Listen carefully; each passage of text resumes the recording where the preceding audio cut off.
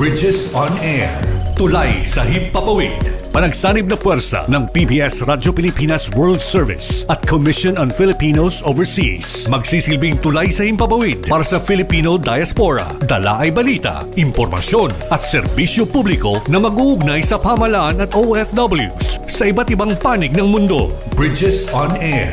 Tulay sa himpapawid. Tampok din ang mga Pilipino na nagbibigay inspirasyon, kampyon ng kultura, tradisyon at katatagan ng Pilipino sa kapwa Pinoy saan man sa mundo. Bridges on Air. Tulay sa himpapawid. Dito sa Radyo Pilipinas World Service.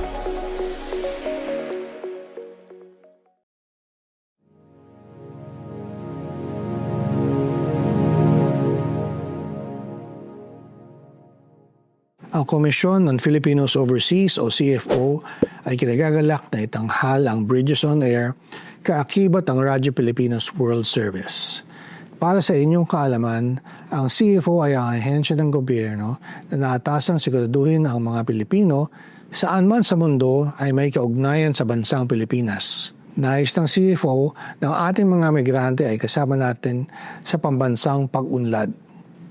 Hangad ng CFO ang isang komunidad ng mga kagalang-galang at mahuhusay na Pilipino sa ibayong dagat na makabuluhang nag-aambag sa kapakanan ng bansang kanilang titirahan habang nanatili na matibay ang ugnayang pampolitika, pangkabuhayan at pangkultural sa Pilipinas.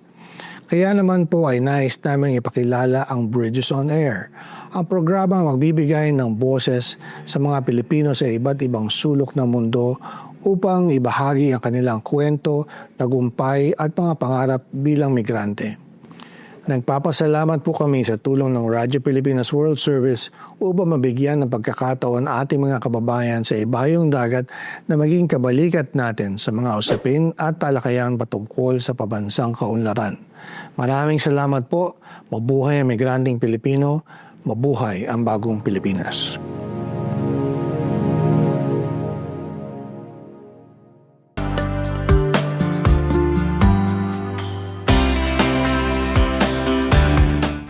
Magandang araw sa ating mga tagapakinig at taga-subaybay ng ating himpilang Radyo Pilipinas World Service. Narito na naman tayo sa isa na namang edisyon ng Bridges on Air, isang programang binuo sa kolaborasyon ng Radyo Pilipinas World Service at ng Commission on Filipinos Overseas. Sa ngalan ng ating kasamang si Ray Sampang, ako po ang inyo munang makakasama mula sa Radyo Pilipinas World Service, Steph Vicente po, at syempre kasama po natin si Ares Gutierrez po sa pangalan ng Commission on Filipinos Overseas. Ayun, Sir Ares, so I think pang-apat ko na dito sa Bridges on Air. Twinning pa tayo. Ay, oo nga, red and white. Hindi kami nag-usap niyan. Biglaan lang lahat ng ito. Ayan. So, syempre as always, no, it's an honor na makaupo dito muli, no, sa Bridges on Air kasi ito ay isa sa mga maituturing na flagship radio programs ng Radyo Pilipinas World Service. Kaya, syempre, natutuwa tayo na tayo ay nakakapagsilbi lalong-lalo na sa ating Filipino diaspora na alam naman natin ay malawak yan. No, malawak na malawak yan. Ayan. So, kumusta kayo ngayon? Ayan. Ang lawak niya ay parang may 10 million. Parang ganyan na siya kalaki. Kaya nga, I think lagpas, yun, mga around 10 million, ang dami na, no? Kaya, syempre, itong mga overseas Filipinos natin ay bukod sa yung kanilang ambag, no, dun sa kanilang communities, sa kanilang host countries, ay syempre, may ambag din sila, no? Kahit dito mismo sa Pilipinas, as usual, the remittances, no? Kaya, ang laki ng kanilang contribution, no, sa pag-unlad, no, ng ating bansa, no, dahil sa remittances na ito. Pero syempre alam naman natin ang sitwasyon ngayon, no, lalo. Pero more than the remittances, Steph, yung pinopromote niya ng yung pivot ng CFO ay ang mga overseas Filipinos, hindi lang remittances Yes. ang kanilang ambag sa bansa, kundi yung kanilang talento, yung kanilang mga experience sa pwede nilang ibahagi dito sa sa pagpapaunlad din ng ating bayan. Kasi ang dami din nating mga kababayan na nasa ibang bansa na nagiging kumbaga mga tanyag, no? Hindi lang sa popularity, kundi sila talaga yung trailblazers doon. Ang isang example na pwede ko ibahagi yung sa train, yung Dubai Metro, yung train system ng Dubai. Puro mga galing dito yung mga tao doon. Saka speaking of Dubai, no, I think kung hindi ako nagkakamali, kasi nag-trending yung Dubai chocolate eh. Yung Pilipino ang kumbaga gumawa talaga, no? So starting the trends nga no, mga pioneers, no. Trendsetter ang Pilipino. Pag binigyan mo ng pagkakataon, talagang arangkada yan. Kaya masasabi talaga natin proud to be Pinoy. Pero tayo gagawin syempre no sa ano ba ang lalamanin ng ating programa para sa edisyong ito ng Bridges on Air. Syempre sa unang portion ng ating programa ay makikibalita tayo sa ating Filipino community correspondent na mahahatid ng ulat sa atin live from Pasay, no? Ayan, mamaya alamin natin kung ano ang balitang 'yan. At sa ikalawang part naman para sa Pinoy Ako segment ay meron tayong makakasama na talagang fully immersed no sa kanyang community work na syempre magandang i-share ito no lalong-lalo na no. Hindi lamang sa mga kabataan na nandito sa Pilipinas no, kundi yung mga kabataan din na kabataang Pilipino na nasa ibang bansa kasi kumbaga itong program nila ito talaga naghahasa ng mga kasama nga dun sa kanilang organization young leaders. Ayan, na very mahalaga sa panahong ito no na kumbaga magkaroon ng sense of leadership ang ating mga kabataan kasi yan ang sabi nga 'di ba, kabataan ang pag-asa ng bayan. So ngayon pa lang ay dapat hasain na. Formation time ngayon eh. Ito yung mga panahon na kasi malapit na umexit yung ibang magagaling na leaders. Kailangan mapalitan ng mas magagaling na leaders. Tama. Dapat kumbaga na-exceed no kung ano yung nagawa kasi given na lahat ng knowledge, kung ano man yung mga dapat na i-improve within the communities. At maganda talaga no yung ating mapag-uusapan dun sa Pinoy Ako segment. Pero ngayon ay syempre kasama na natin nasa linya na po ng ating komunikasyon ating CFO, community correspondent na mag-uulat nga po mula sa Pasay, walang iba kundi si Ma'am Patricia Salvador Celestino. Ayan, Ma'am Patricia, welcome po sa Bridges on Air. Maraming salamat po at magandang araw po sa lahat ng mga nakikinig at nanonood Bridges on Air. Ngayon, ibibigay na natin, no? Ibibigay na namin po sa inyo ang spotlight. Ano ba ang kaganapan ngayon mula dyan sa CFO? Maraming salamat po. Kwento ko lang po na currently po tayo ay may ongoing partnership with the Philippine Chamber of Commerce Singapore chapter. So, ang partnership na po na ito ay nag-i-aim po para sinasabi ni Sir Ares kanina na ang role ng CFO ay ma-engage ang Filipino diaspora for national and local development. So, importante po na mag-engage tayo with the Filipino community in Singapore. Siyempre, dito yung mga Filipino entrepreneurs, professionals, business owners. So, yung partnership na po na ito ay nag-aim po mag-promote ng economic empowerment, business and entrepreneurial opportunities para po sa mga, not only for Filipinos in Singapore, but also dito po sa Philippines. So, sa mga hindi pa po nakakaalam, ang Philippine Chamber of Commerce Singapore Chapter ay isa pong bagong-bago lamang na business association.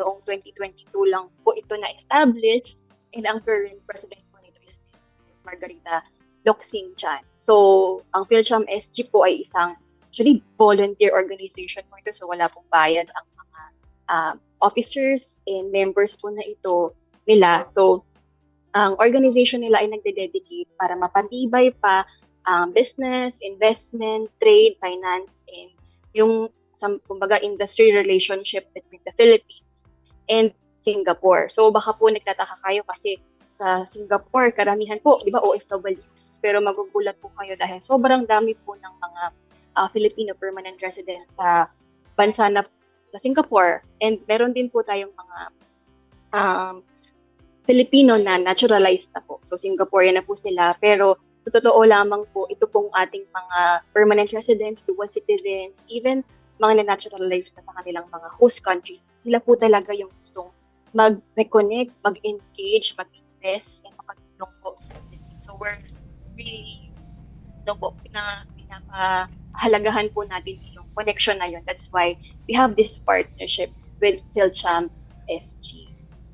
Ayun po. So, bago pa lang po yung organization, so more on ano po tayo, mga mag-create pa lang po tayo ng mga programs, services, or initiatives where we can partner on. But hopefully, moving forward in the partnership, ang ini-aim po talaga natin with PhilChamp SG ay, of course, mag-provide ng mentorship opportunities para sa mga Filipino entrepreneurs dito sa Philippines, and i-pair sila kumbaga po doon sa mga successful business owners and Filipino entrepreneurs based in Singapore. Kasama na rin po dito yung pagsuporta ng mga aspiring MSEs po sa Philippines. And another important thing, syempre po marami pong mga returning overseas Filipinos na nagpo-for good na sa Philippines na they want to invest, they want to start a business in the Philippines, but they don't know how. So that's one area that we're looking at po with our partnership with PhilChamp SG.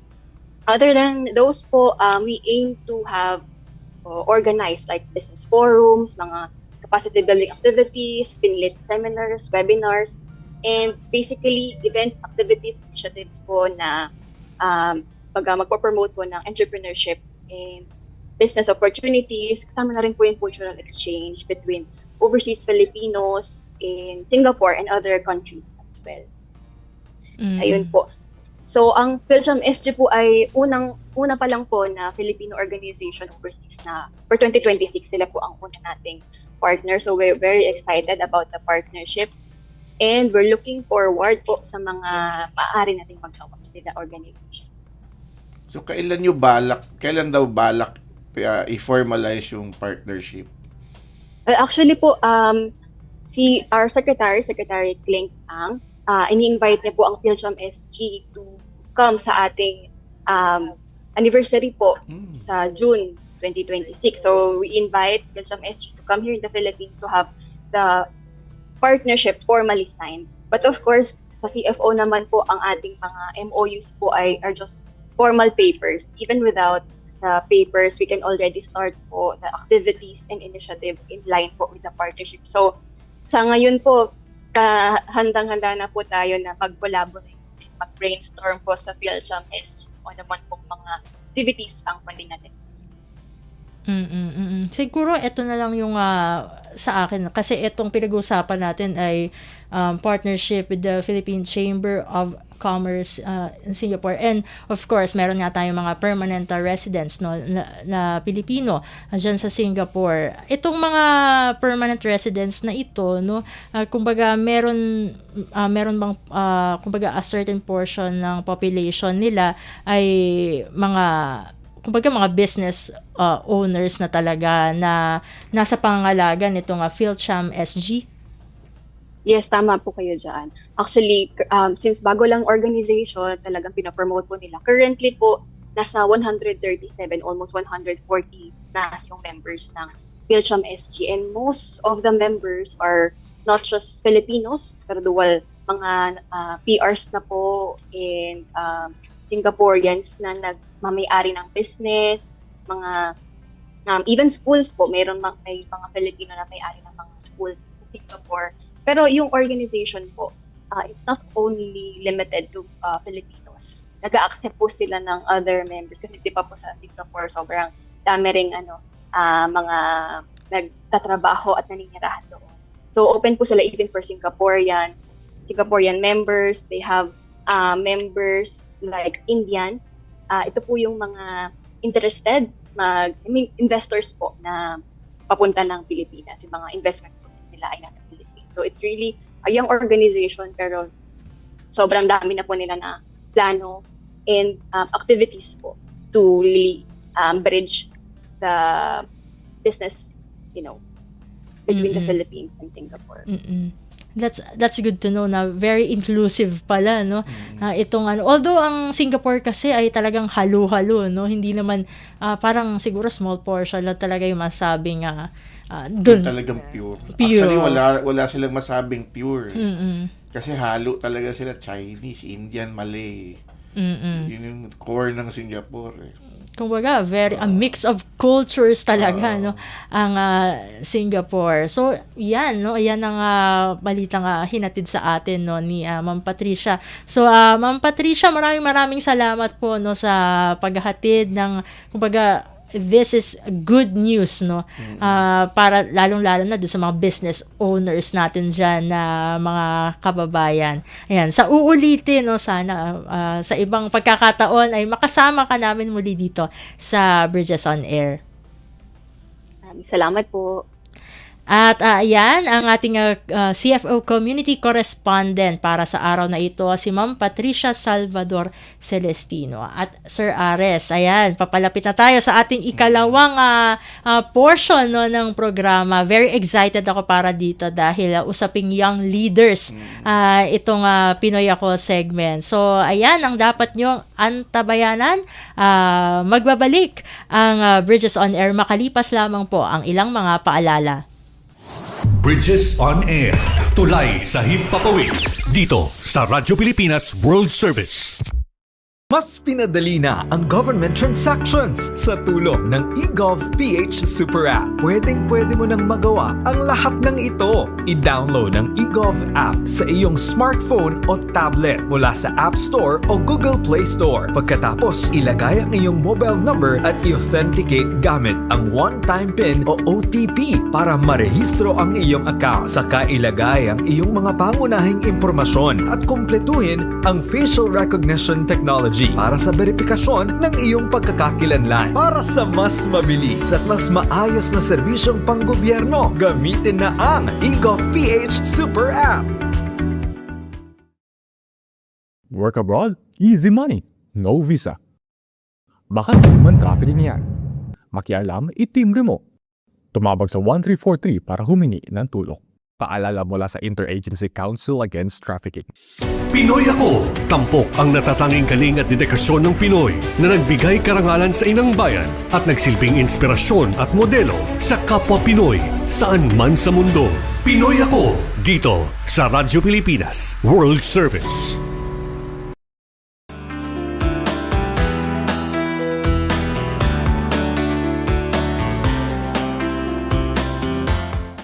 At tayo nagbabalik na sa ating programang Bridges on Air.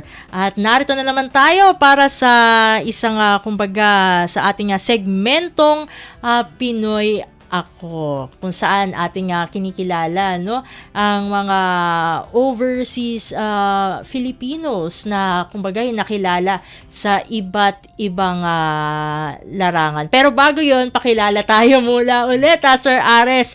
Ayan, sa ngalan po ng ating kasamang si Ray Sampang, ako pong muli ang inyong kasamang si Steph Vicente para sa side po ng Radyo Pilipinas World Service. At kasama po natin si Ares Gutierrez po sa side naman po ng Commission on Filipinos Overseas. Ayun. So, tulad ng ating nabanggit, no, kanina bago tayo magkaroon ng gap dito sa ating programang Bridges on Air, ay yun nga po, no, ating pagtutuunan ng pansin ang tinatawag po na Filipino Young Leaders Program. At kasama na po natin, no, via Zoom ang ating guest para sa Pinoy Ako segment. Walang iba kundi ang presidente mismo ng Filipino Young Leaders Program o PhilPro. Walang iba kundi si Ma'am Genevieve V. Hopanda. Ma'am Genevieve, welcome po sa Bridges on Air. Thank you for having me. Ayun, Ma'am Genevieve, bago tayo tumungo no mismo dun sa kung ano ba itong PhilPro, syempre gusto muna namin na kayo'y makilala no yung on a personal level po no, kasi nabasa namin dito sa inyong profile na kayo po pala ay fluent no sa Hiligaynon dahil kayo po ay yung mga magulang nyo po ay Ilonggo at Kiniraya. Ayun. Na nag-stay na po kumbaga sa Bay Area. Maaari po ba namin na malaman po muna kung paano po kayo nagsimula before po no ang inyong involvement with PhilPro, para lang po sa kaalaman ng ating mga taga-subaybay. Sure. I do want to say that I'm conversational, am fluent in Hiligaynon. So, maayong aga sa inyo tanan sa mga Ilonggo. Diri ako sa States nagbata, natawo, kag nadako, pero gahiligaynon kami sa balay. So, I basically said I'm the first American born, but we spoke Hiligaynon at home. I'm a very proud Ilongga. I was just there celebrating the fiesta of my mother's town of Maasin, Iloilo, raised culturally traditional, and that's a really big part of my identity and why I'm very passionate about PhilPro, the Filipino Young Leaders Program.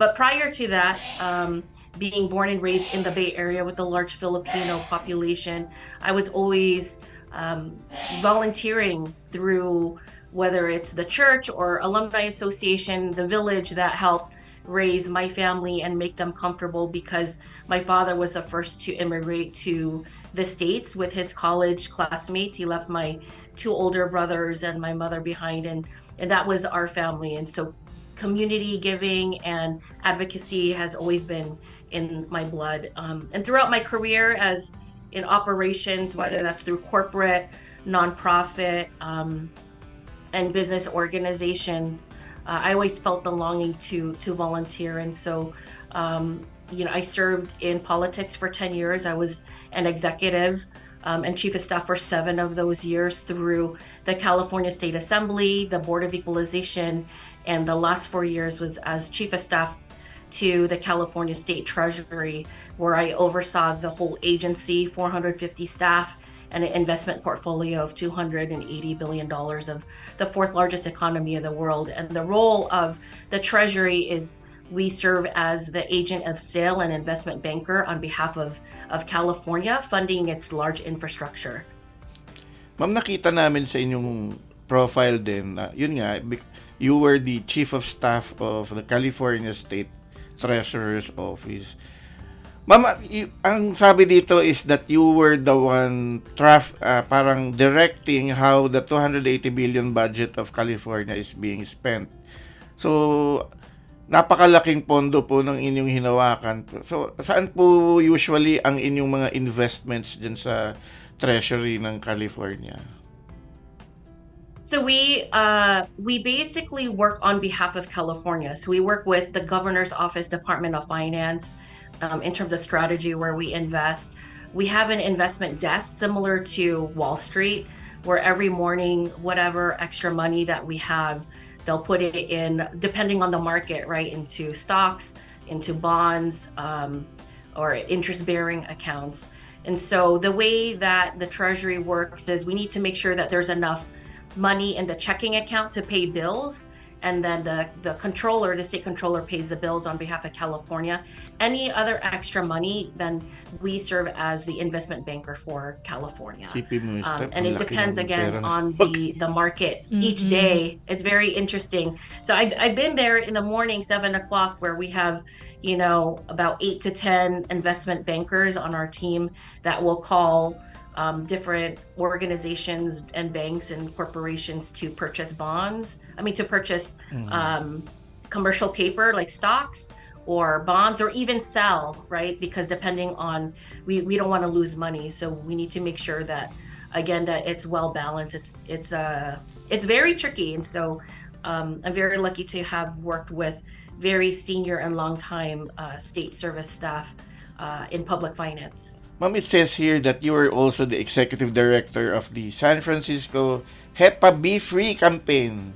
So, ma'am, parang iba naman to, tungkol naman to sa kalusugan. So, ano naman, meron po bang kayong ginagawa din na similar work for the Filipino-American community? Yes, actually, I applied what I learned with my work with the Filipino community to the Hep Be Free campaign.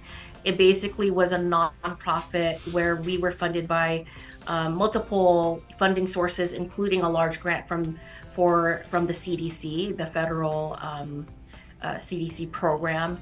And with my work in the community, I basically use the same approach in terms of disaggregating the API community. So rather than approaching it as a blanket, I work specifically with the Burmese community, Chinese community, Indonesian, Filipino, and help understand their relationship to Hep B and how much they are aware of it.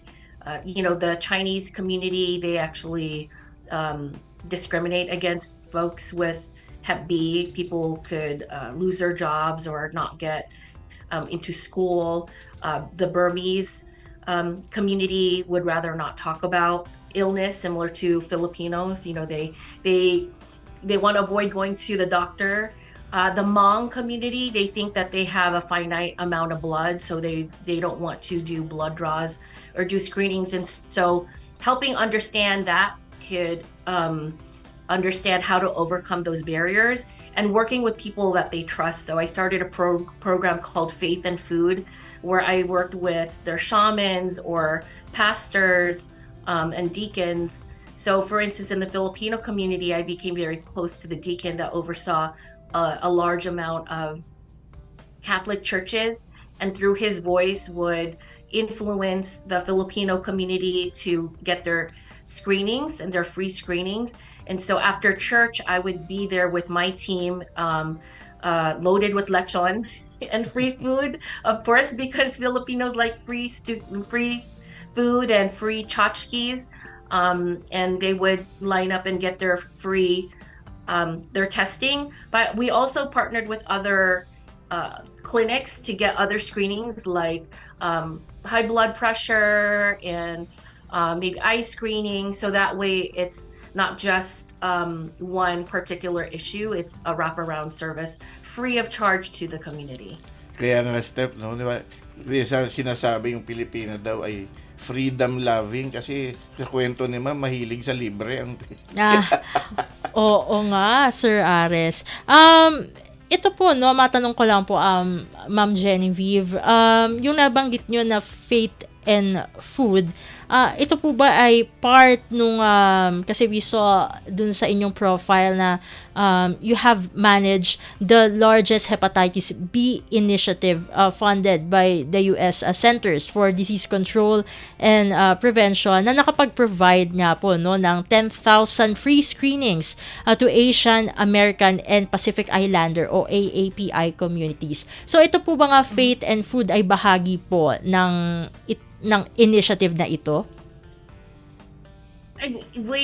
So Faith and Food was one of the strategies. The other strategies, because I was a festival director of Pistahan, the largest Filipino festival in the United States, I also used these places that the community would gather to do these screenings, right? To spread awareness, to spread information, and let them know that it is important to do these screenings, because a lot of times hepatitis B is undetected until it's too late. So 1 in 10 Asians have hepatitis B, and by the time they find out, they're already in end stage cancer or cirrhosis. And so we want to make sure that they do the screenings ahead of time, and it's also destigmatizing it. right? Again, going back to the Chinese community, destigmatizing it so that way it is okay to get screening, it's okay to talk about it and spread the word, so that way people could get treated in advance and where it's treatable before it's too late to be treated. Sanay na sanay si Ma'am Genevieve sa pag-organize ng communities. Tsaka alam niya yung hindi lang Pilipino, Chinese, Burmese, Indonesian. So, perfect talaga si Ma'am sa community work. And base sa kanyang profile na nasa atin ngayon ay talagang aside from PhilPro ay malawak na talaga yung experience niya when it comes to syempre itong mga initiatives na talagang makakatulong hindi lamang sa mga Pilipino, very inclusive no itong mga programang ito. And of course aside from this yung San Francisco Hep B Free campaign, and also mamaya pag-uusapan na natin yung PhilPro ay ito meron pang Kaya Filipino Americans for Progress na co-founded no ni Ma'am Genevieve. Pwede niyo po bang ibahagi sa amin kung ano po yung kung ano po ito at ano po ang impact na nagagawa ng inyong grupo no na itong grupong ito doon sa Filipino diaspora sa US? Sure. You know, in 2007, there was a group of Philams here in the Bay Area that wanted to create a bigger voice for Filipinos and also communities of color when it came to national presidential campaigns. At the time, you know, you sign up for a presidential campaign, you will, if you volunteer, you'll just be put into a random group. You know, we started Filipinos for Obama to basically create a platform for Filipinos, and that became a model for other communities of color, you know, Asians for Obama. If you look now, you know, all of these national campaigns, you have Indian Americans and Vietnamese. That really started from our initiative. We had 14 chapters across the country where we mobilize and organize Filipinos, starting with voter registration and education, because we understood that many Filipinos, especially first to second generation, had voter apathy because of, I think, their experience in the Philippines. Why should I get involved in politics? My vote doesn't count, or it's bought, or it's a hoax. And so we had to educate them that voting matters, and that even little local political campaigns can make a difference. If you have a child and you go to school, the education board is important. So through that, we really created a name for ourselves and became a go-to organization for national organizing, to a point where now, you know, actually the most recent national presidential campaign for Harris Walz, we have been recognized through the Democratic National Committee as an official affiliate of the organization, and we are now 14 Asian and AANHPI affinity groups where there were none back in 2007. So we help mentor and teach strategy to other Asian communities on what we started doing. So, you know, recently with the Hmong community and Cambodian community, they're just now reaching out to their elders and how to register to vote and what a ballot looks like and what it means. And those are things that we did, you know, almost 16 years ago. So to be able to be a model and to also what I call community build and power build with other Asian communities around the country says a lot about how organized and just the spirit of Kapwa and Bayanihan that's in our blood as Filipinos, and to apply that to something that benefits the Filipino community.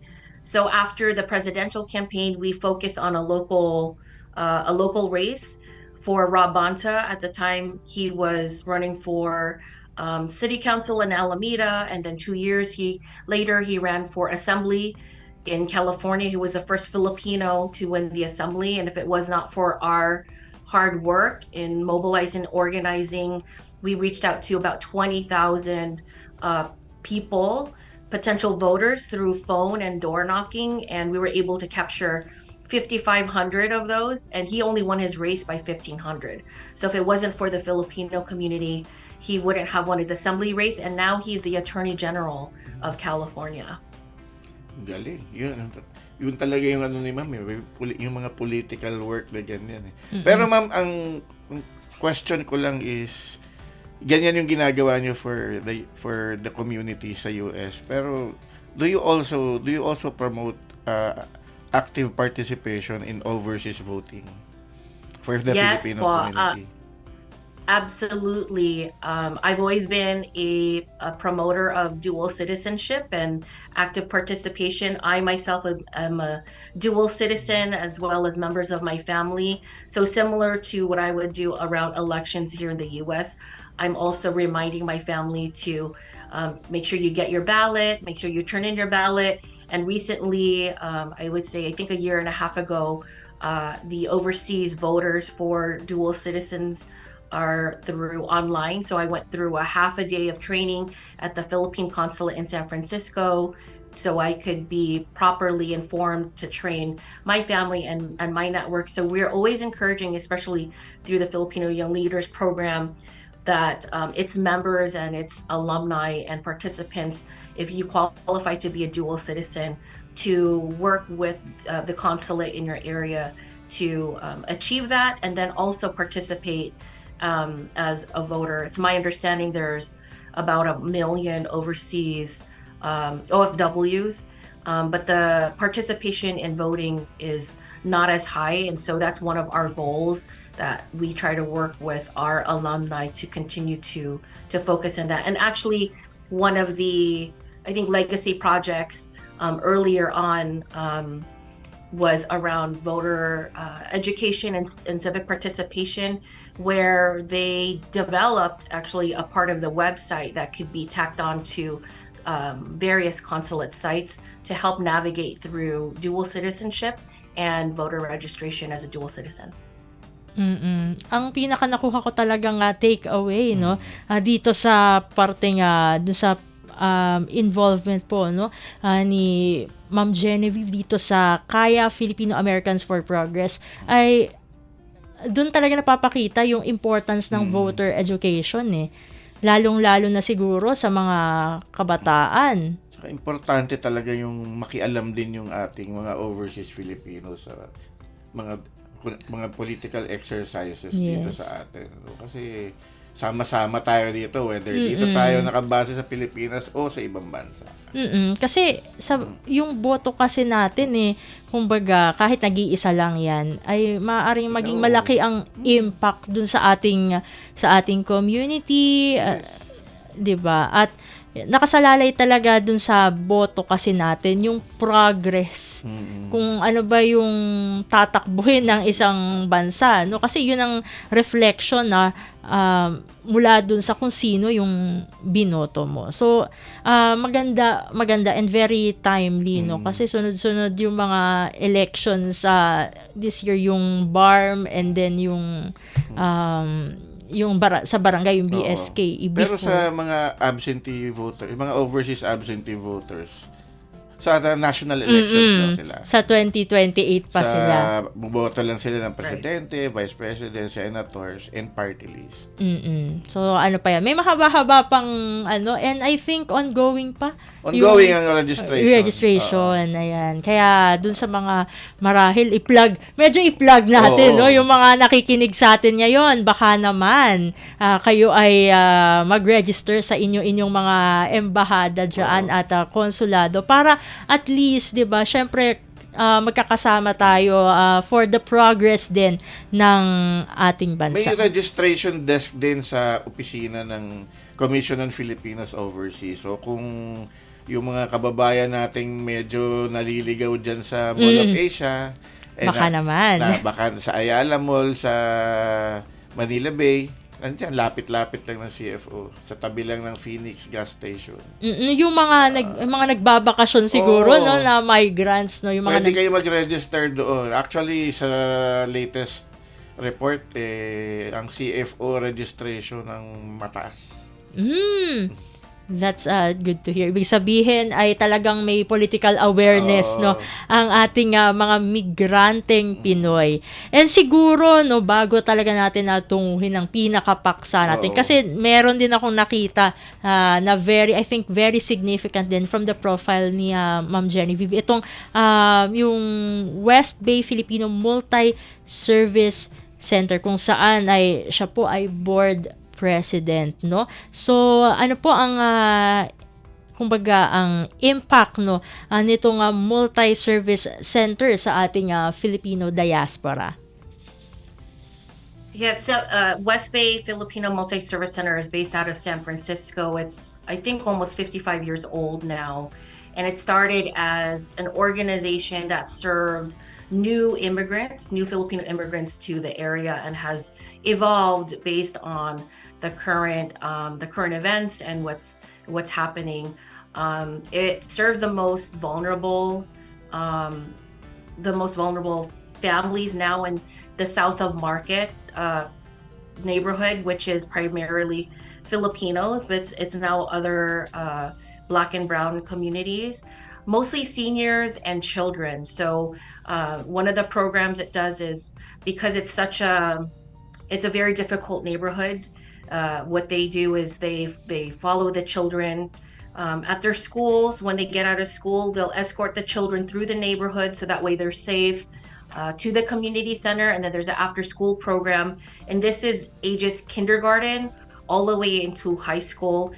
And through their after school program, they also do mentoring and tutoring to help these children who, have these additional stresses because of the environment that they live in, that they get into college. So right now they're busy with, it's spring break here in California, and they're doing a few university tours to encourage the students to apply for college, help them get into college, so that way they could, earn a better living and provide for their family.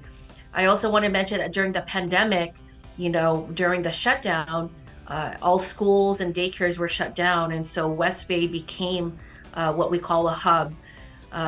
You can't bring your child to school if many of these Filipinos work at Walgreens, which is like your Watsons, or at the post office. You can't bring your children to work. And so West Bay became the hub and allowed these children to stay there, and with programming during the summer and after school until the parents pick them up after work. And so the city, recognized how the organization was able to pivot very fastly, and because of that have helped West Bay in raising some of its money for its capital campaign, which we raised almost upwards of $11 million to buy its own building, so that way it has its own permanent home. Ang galing. Ang galing ng ginagawa nila, ma'am. Kasi may nakita akong similar na effort, no? Pero sa ibang bansa naman na yung mga elderly naman yung gumagabay sa mga bata, no? Mentoring, yung paghahatid sa eskwelahan. Parang ganun din yung ginagawa yata ng grupo ni ma'am. Ayan, so talagang na parang nalibot na natin, no, yung vast experience ni Ma'am Genevieve when it comes to community work. Pero eto talaga, no, ang gusto nating pagtuunan ng pansin, ang tinatawag na Filipino Young Leaders Program. So, bago yung yung mga programs na gusto nating ibahagi, no, dito sa Bridges on Air, syempre, para doon sa mga hindi nakakaalam, yung mga nanonood sa atin na very curious kung ano ba tong PhilPro, no, at ano ang significance nito, ay Ma'am Genevieve, ano nga ba ang PhilPro? PhilPro was established under Ambassador Quisha in 2012 when he was ambassador to the Philippines in Washington, D.C., in partnership with DFA and Ayala Foundation.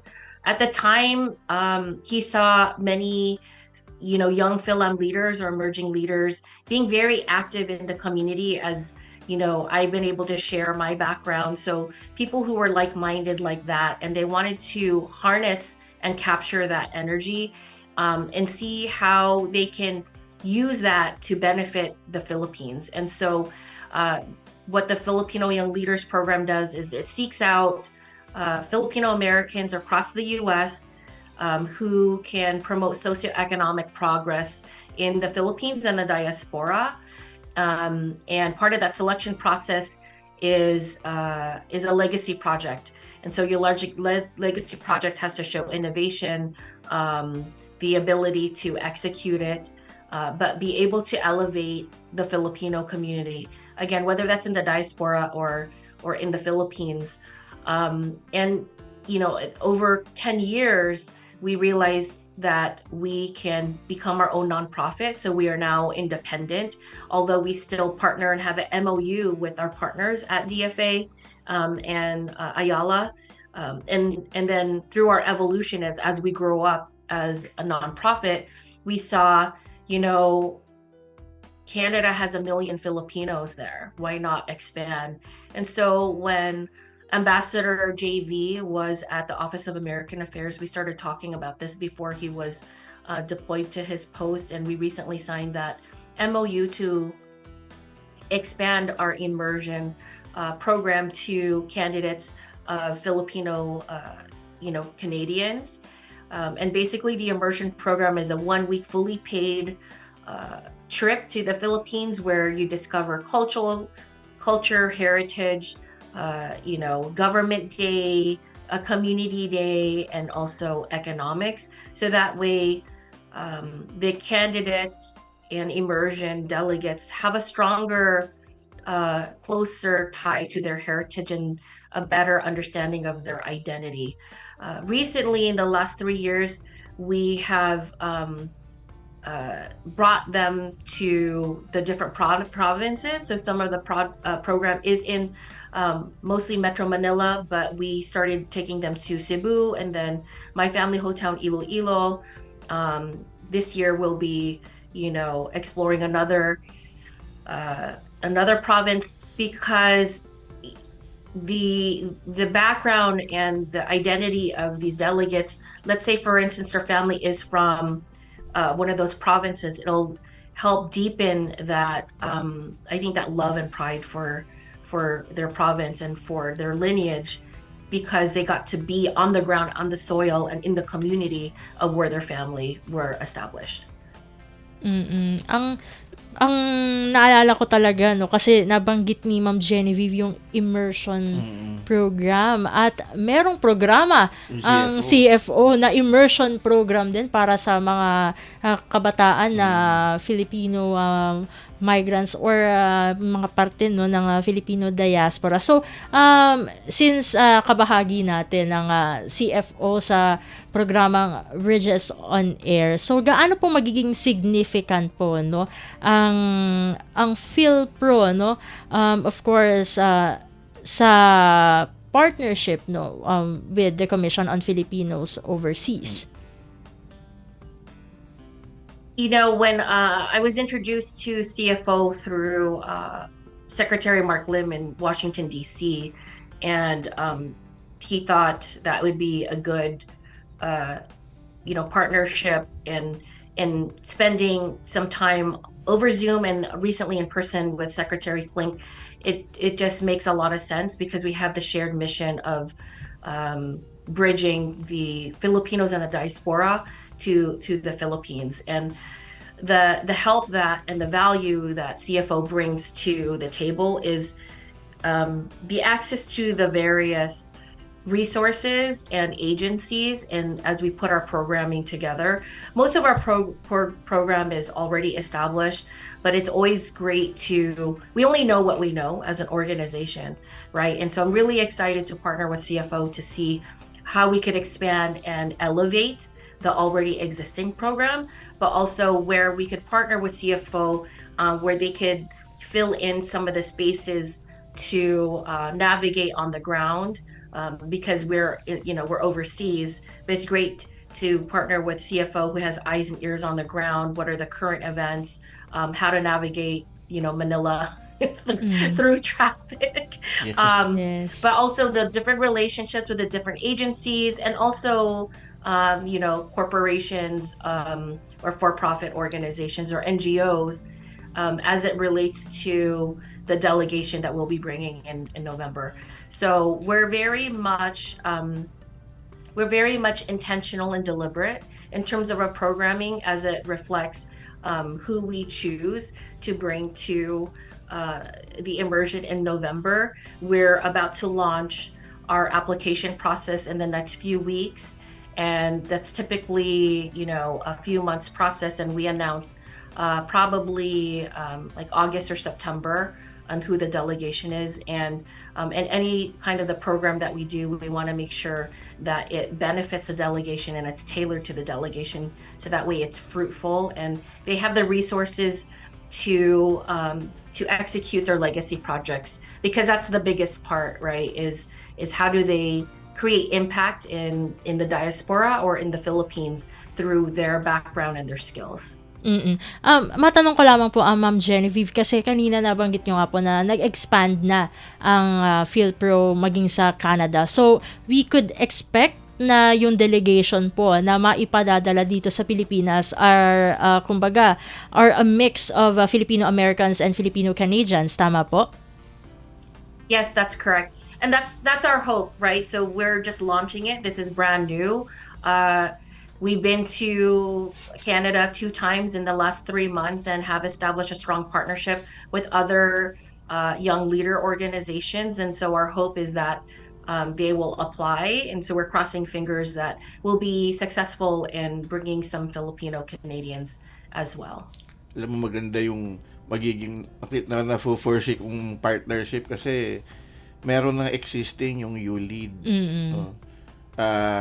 Ang daming positive feedback do sa ULEAD, lalo na nung pre-promote ni Secretary ang yung recent na programa ng ULEAD from Australia. So itong pagpasok ng PhilPro, talagang parang lalong lumakas yung programa ng CFO.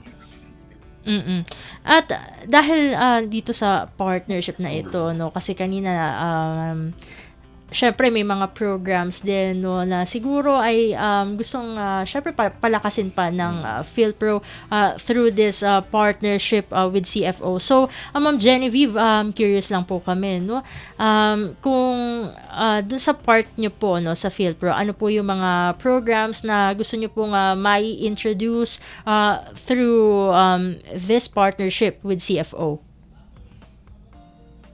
Well, we have already existing programs.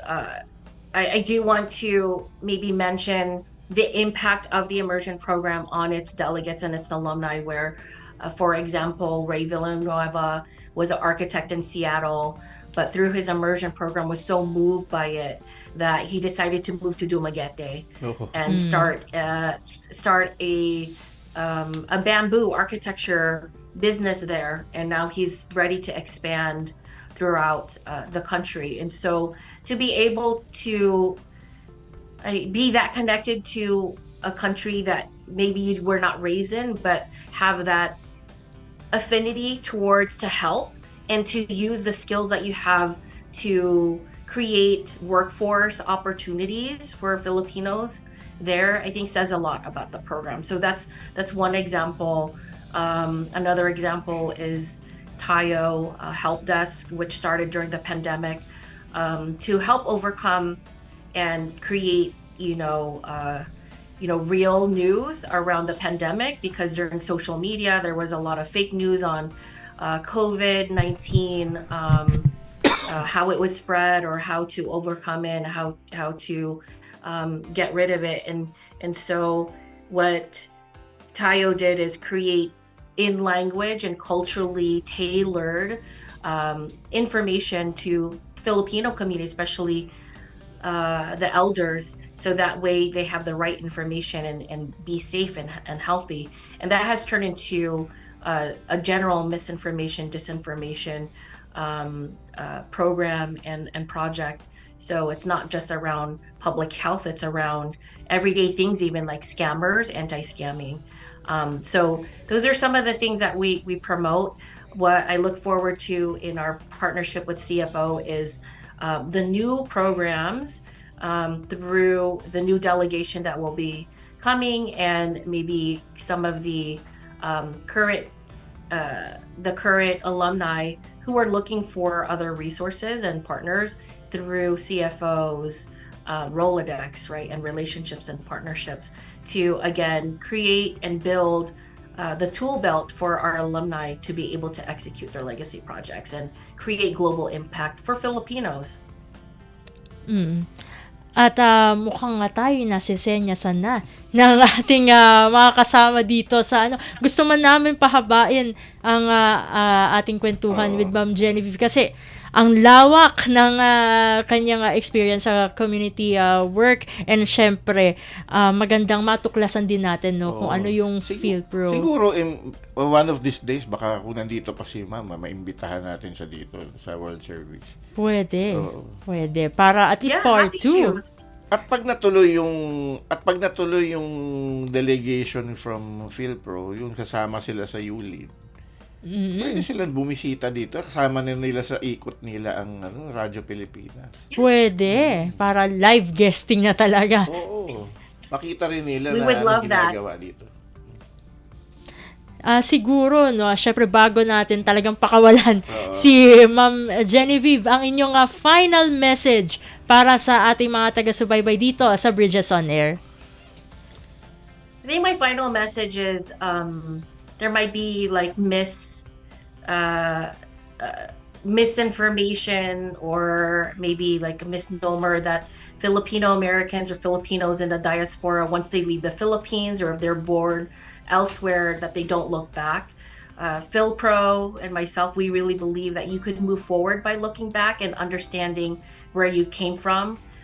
Really helps catapult you as an individual, but also for the community. And so I just want people who are listening that we have such passion for the Filipinos wherever you are, however you grew up, but definitely want to elevate the image of the Filipinos. You know, there's a lot of pride, especially right now. The Filipinos are having a moment around the world in terms of creatives and politics. And so it's great to know that we're leading and we're not just following. And so just know that we're very prideful, even though some of us have not been born in the Philippines, but our heart is with the Philippines and with the Filipino.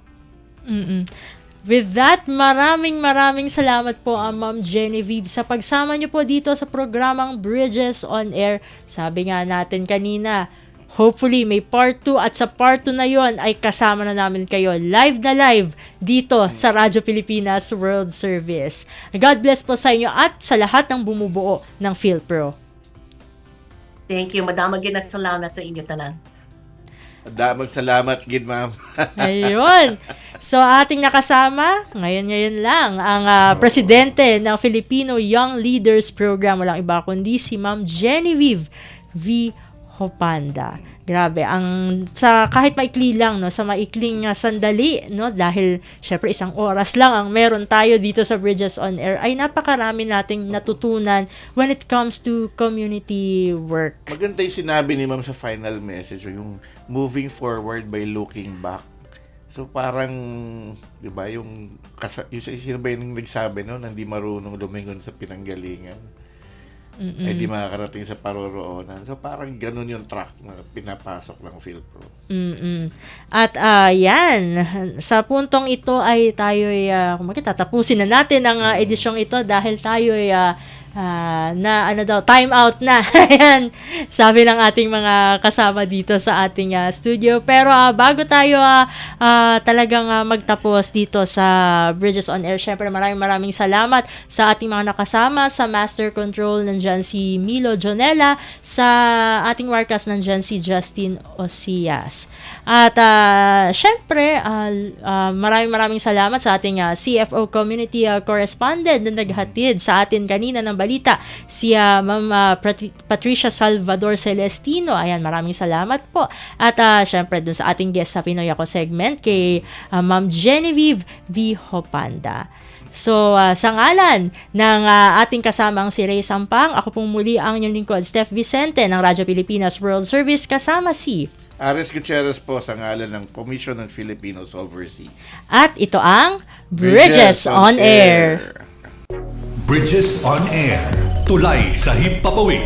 Panagsanib na puwersa ng PBS Radyo Pilipinas World Service at Commission on Filipinos Overseas. Magsisilbing tulay sa himpapawid para sa Filipino diaspora. Dala ay balita, impormasyon at serbisyo publiko na mag-uugnay sa pamahalaan at OFWs sa iba't ibang panig ng mundo. Bridges on Air.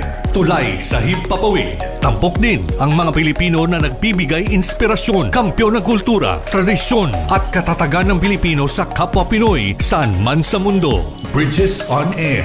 Tulay sa himpapawid. Dito sa Radyo Pilipinas World Service.